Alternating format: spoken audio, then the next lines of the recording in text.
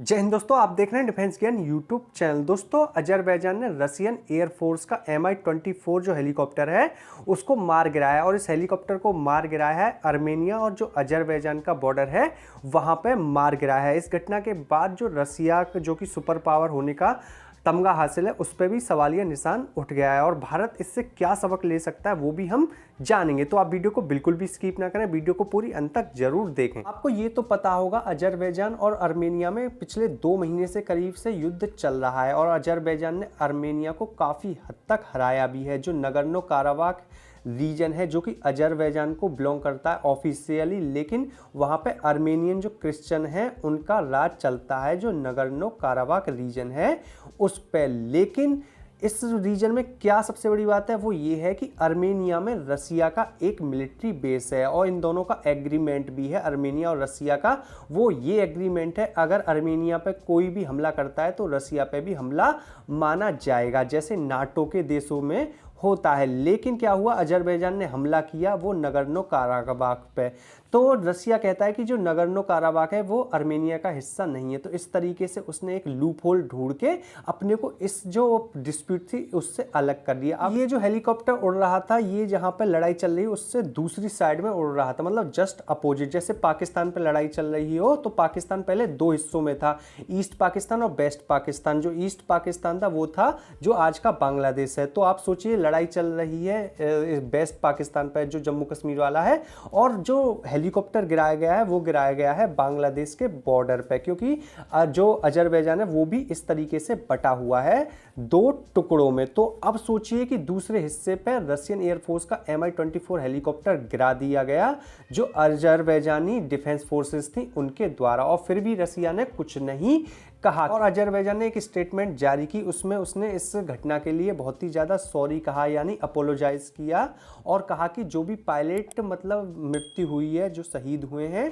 उनके परिवारों को वो जो है क्षतिपूर्ति भी देगा, यानी पैसा भी देगा। और इस बात को रसिया ने बहुत ही आसानी से, जो वहाँ की फॉरेन मिनिस्ट्री है उसने एक्सेप्ट कर लिया। उन्होंने कहा कि ये अच्छी बात है कि जो बाकू है यानी अजरबैजान है उसने अपनी गलती को स्वीकार किया, और इसके बाद उन्होंने मामला ठंडे बस्ते में डाल दिया और उन्होंने अजरबैजान और आर्मेनिया के बीच एक शांति समझौता करा दिया। इसमें अजरबैजान ने बहुत बड़ा हिस्सा जीत लिया है नगर्नो काराबाख का, उस पर अजरबैजान का ही हक रहेगा। और मानिए आपकी 100 हिस्से हैं, 100 में से करीब करीब जो है 60% हिस्सा आर्मेनिया के पास रह गया और 40% हिस्सा दोबारा से अजरबैजान ने जीत लिया है, और एक शांति समझौता करा दिया है रसिया ने, क्योंकि रसिया कहता है कि अजरबैजान और आर्मेनिया दोनों के साथ उसके रिश्ते बहुत ही अच्छे हैं। तो सोच सकते हैं आर्मेनिया जो कि सारे के सारे वेपन डिफेंस सिस्टम जो है सारे के सारे रसिया से खरीदता था उसका क्या हाल हुआ होगा। और जो आर्मेनिया के प्राइम मिनिस्टर उन्होंने भी कहा है कि मैं